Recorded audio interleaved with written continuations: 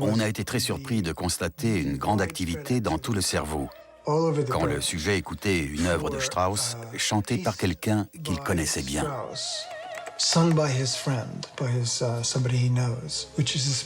De son propre aveu, c'était un morceau qui avait une grande signification pour lui.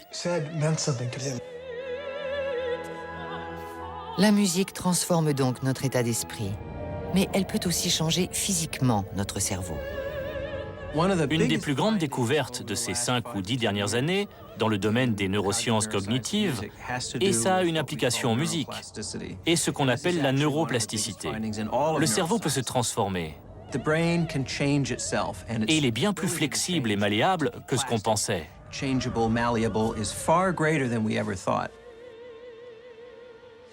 Cette idée de plasticité est passionnante. On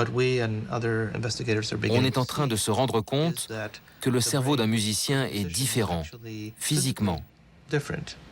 Par exemple, certaines zones du cortex cérébral, la partie périphérique du cerveau, sont plus épaisses chez les individus ayant reçu une éducation musicale. On peut voir que les zones qui présentent le plus grand changement se trouvent ici, dans l'aire auditive du cerveau, et ici, dans l'aire de la motricité, et ce, des deux côtés. Ça soulève de nombreuses questions. On ignore comment ce changement s'opère. Y a-t-il un plus grand nombre de cellules? Sont-elles organisées autrement? Les connexions entre les cellules sont-elles différentes? Chez cet individu, on voit aussi que des zones du cortex frontal sont modifiées. Le cortex frontal gère les tâches les plus complexes et les plus intéressantes du processus cognitif chez l'homme. L'organisation, la pensée élaborée et le langage.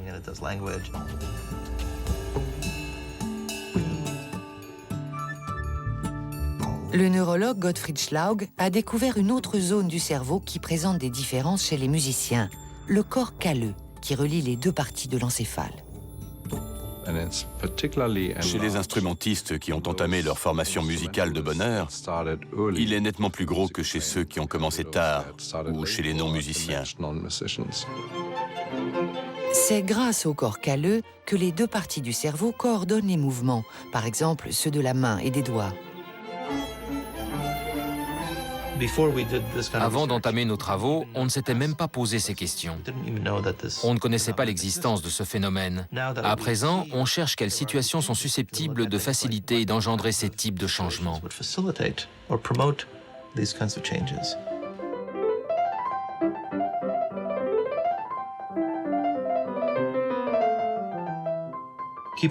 Toujours en ce qui concerne la plasticité, on sait que les individus qui ont une éducation musicale ont une meilleure audition.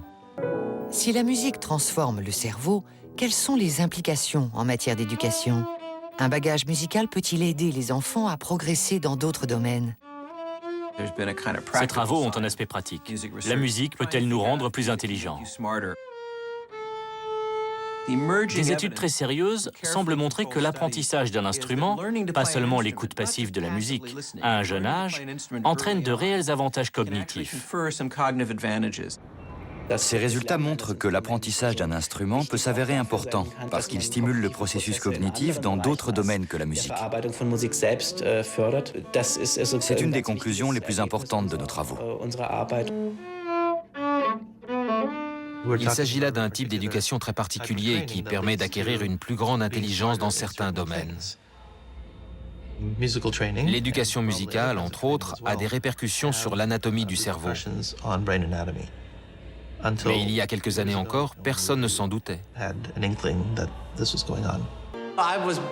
J'ai grandi dans une famille où la musique était la forme d'expression la plus naturelle, parce que mes deux parents étaient professeurs de piano. Et je voudrais que les enfants aient ce même contact naturel avec la musique, qu'ils puissent en faire et en écouter avec la même facilité. Daniel Barenboim a fondé des jardins d'enfants musicaux au Moyen-Orient et à Berlin.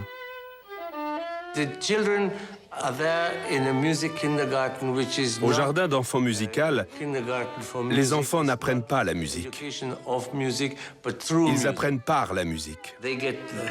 Ils découvrent les sons, toutes les histoires que la musique peut raconter.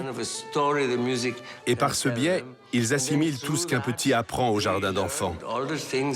La discipline, le jeu, les rapports affectifs. Ils découvrent cela avec la musique.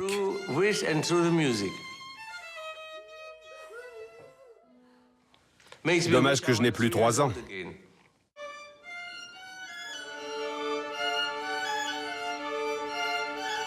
On n'en a pas encore la preuve formelle, mais il semble que si on apprend de bonne heure à jouer d'un instrument, on saura lire plus tôt et plus vite, on sera meilleur en maths et dans diverses matières scolaires. On ne sait pas exactement pourquoi, mais apparemment, apprendre un instrument développe les centres de l'attention dans le gyrus singulaire antérieur. Personne ne prétend que la musique est seule responsable, mais elle semble y contribuer. Grâce à tous ces travaux sur la musique, les neurosciences sont en train de faire un bond qu'on n'imagine même pas.